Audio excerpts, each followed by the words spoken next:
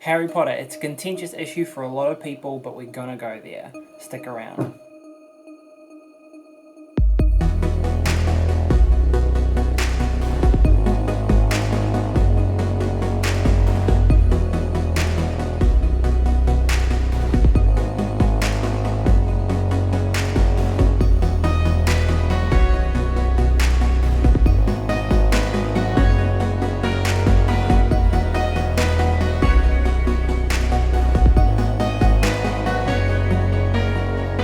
Okay, hello again.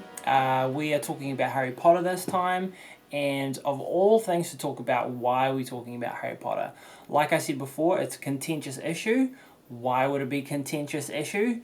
Well, a lot of that should be self-evident. We've got wizards, warlocks, witches, blah blah blah.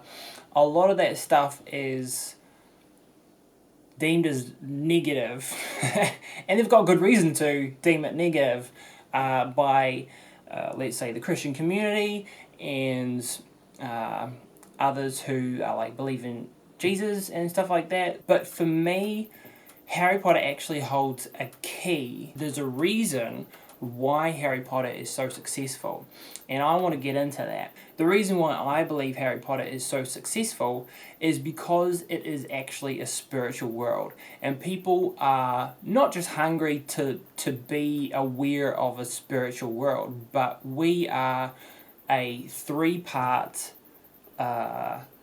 being. We human beings are made for three dimensions, let's say: body, soul, spirit. And body, we've got this very obvious, it's tangible.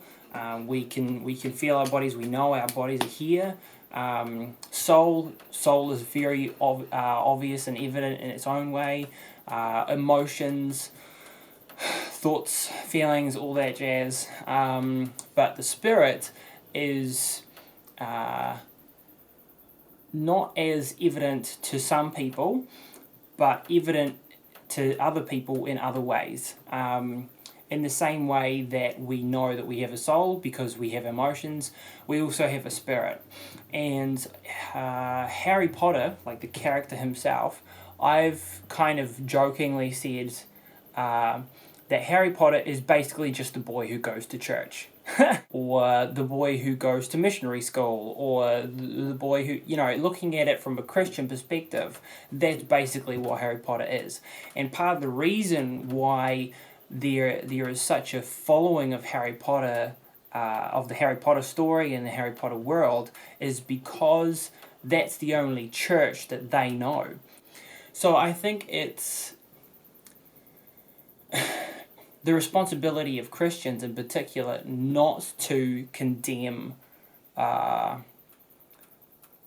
to be wise, to be understanding, to be aware of what's going on in that side of things. A lot of Christians that I know, and even if we're just talking about traditional Christianism, if that's a word, a lot of people will see it as rules, regulations, and religion, and that's all it is. And for that reason, a lot of people have walked away from it because it's just rules, religion, and regulation. But if we were to actually see the Christian world or following Jesus as a spiritual engagement as well as a body-soul engagement, then I think we would be all the wiser for it.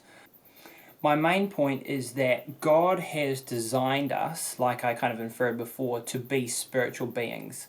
We as humans are supposed to be vessels of the spiritual.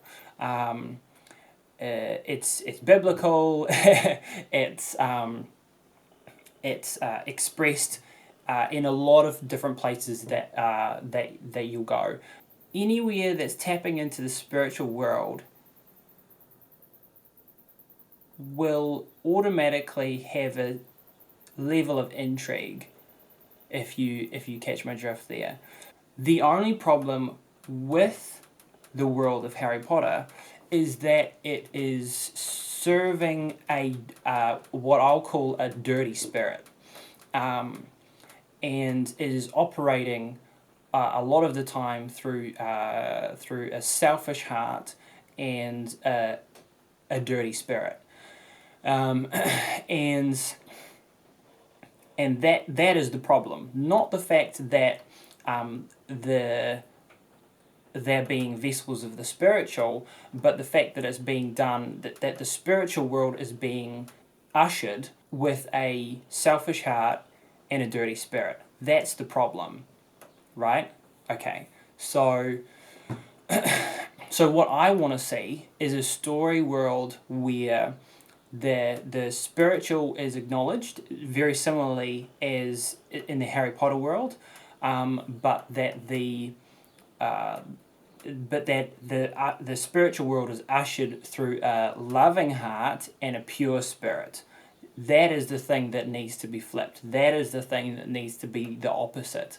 And it will be that people are naturally really drawn to. And what I would love to see, if we, whoever we is at this point, but I'm just putting it out there, if we can create a story world, if somebody can create a story world where that reality is expressed, then we will be doing really, really well. We're setting ourselves up for success big time, because that's how we are designed as human beings. And if you understand how human beings are made and how we're wired,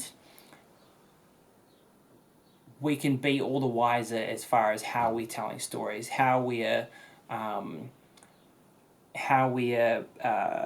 building a sense of culture, how we're influencing things, and how we're showing examples of one thing or another. So yeah, that's what I'm really passionate about seeing. I've also talked about, in the last episode, I talked about Black Panther and Avatar as good examples of story worlds that reflect a spiritual culture.